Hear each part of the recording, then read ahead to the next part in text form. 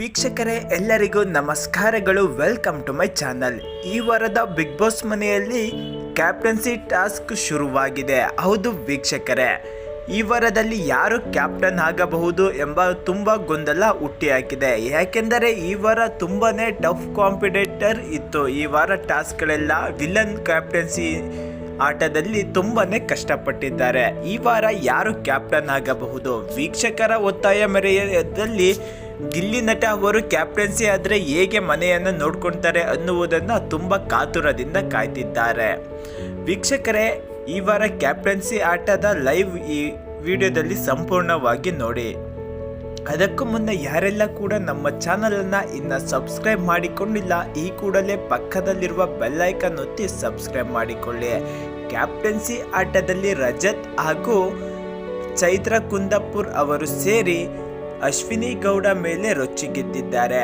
ಕುಂಟೆಪಿಲ್ಲ ಆಟ ಆಡೋಕ್ಕೇಳು ಒಂದು ಟಾಸ್ಕನ್ನು ಆಡೋದಕ್ಕೆ ಬರಲಿಲ್ಲ ಅಂದಮೇಲೆ ಅಂತ ಹೇಳ್ತಿದ್ದಾರೆ ರಜತ್ ಅವರು.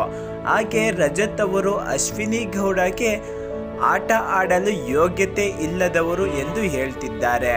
ನೀವು ಅದು ಏನಕ್ಕಪ್ಪ ಹಾಗೆ ಹೇಳ್ತಾರೆ ಅಂದರೆ, ಅಶ್ವಿನಿ ಗೌಡ ಅವರು ಕೂತ್ಕೊಂಡು ಅಲ್ಲಿ ಯಾರೋ ಗೇಮ್ನ ಹೇಳ್ಕೊಡ್ತಿರ್ತಾರೆ. ಅದಕ್ಕಾಗಿ ಅಶ್ವಿನಿ ಗೌಡ ಅವರು ರೊಚ್ಚಿಗೆದ್ದಿ ಚೈತ್ರ ಕುಂದಾಪುರ್ ಅವರ ಮೇಲೆ ರೊಚ್ಚಿಗೆಲ್ತಾರೆ. ಅದಕ್ಕೆ ಚೈತ್ರ ಕುಂದಾಪುರ್ ಅವರು ಗೇಮ್ ಬಗ್ಗೆ ಸರಿಯಾಗಿ ತಿಳ್ಕೊಂಡಲೇ ಆಟ ಆಡೋಕ್ಕೆ ಹೋಗಬಾರ್ದು ಅಂತ ಹೇಳ್ತಾರೆ. ವೀಕ್ಷಕರೇ, ಕೊನೆಯದಾಗಿ ಈ ವಾರ ಯಾರು ಕ್ಯಾಪ್ಟನ್ ಆಗಬಹುದು? ಈ ವಾರದ ಕ್ಯಾಪ್ಟನ್ಸಿ ಟಾಸ್ಕ್ನಲ್ಲಿ ಗಿಲ್ಲಿ ಅವರು ಗೆಲ್ತಾರಾ ಇಲ್ಲ ಅಶ್ವಿನಿ ಗೌಡ ಅವರು ಗೆಲ್ತಾರಾ ಅನ್ನೋದು ತುಂಬಾನೇ ಟ್ವಿಸ್ಟ್ ಇದೆ.